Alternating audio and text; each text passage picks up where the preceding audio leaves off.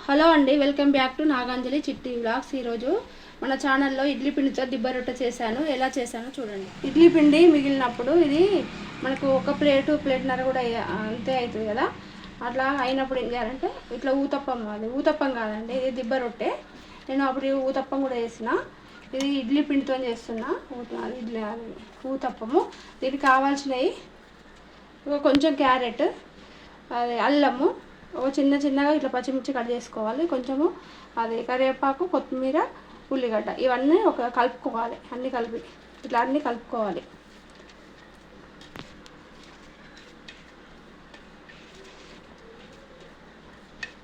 ఇట్లా ఊతప్పానికి ఇట్లా కలుపుకొని పెట్టుకోవాలి.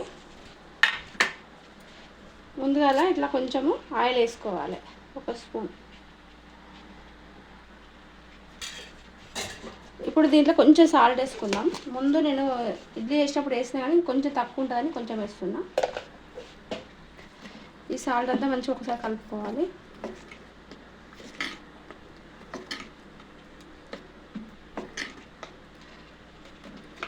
ఇది మా అత్తమ్మ వాళ్ళ ఇంట్లో బాగా చేసేది. ఇలానే చేస్తున్నా నేను. ఇట్లా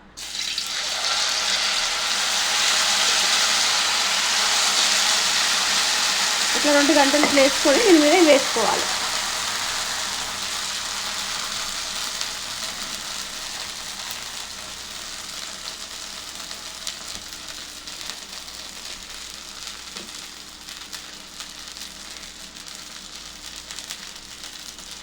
ఇప్పుడు దీని మీద మూత పెట్టుకుందాం.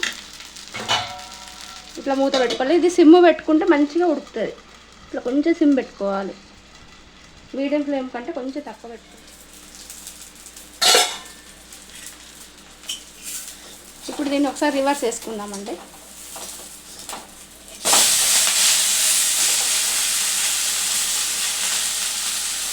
ఇప్పుడు మూత పెట్టిన అవసరం లేదు. ఒక 2 మినిట్స్ ఇట్లనే దీని మీద ఉంచితే సరిపోతుంది. ఇది మంచిగా లోపల వరకు వేగుతుంది. అయిపోయిందండి. ఇట్లా ఒక 2 మినిట్స్ ఉంచుకున్న తర్వాత తీసుకోవాలి.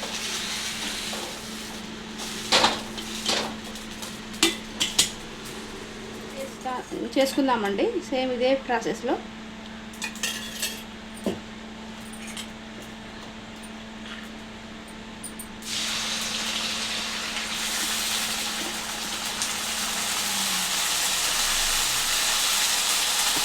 ఇట్లా పిల్లలకు ఎప్పుడు ఇడ్లీ కాకుండా ఇట్లా స్నాక్స్ లాగా చేసి పెడితే ఇష్టంగా తింటారు.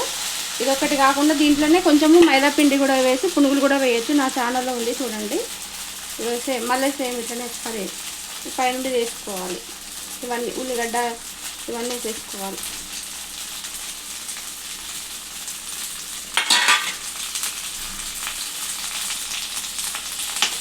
ఇప్పుడు మూత పెట్టుకుందాం మళ్ళీ.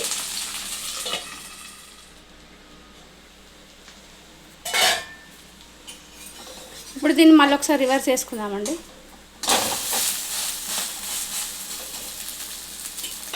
ఒక 2 మినిట్స్ తర్వాత తీసేసుకుందాం. ఇది అయిపోయిందండి.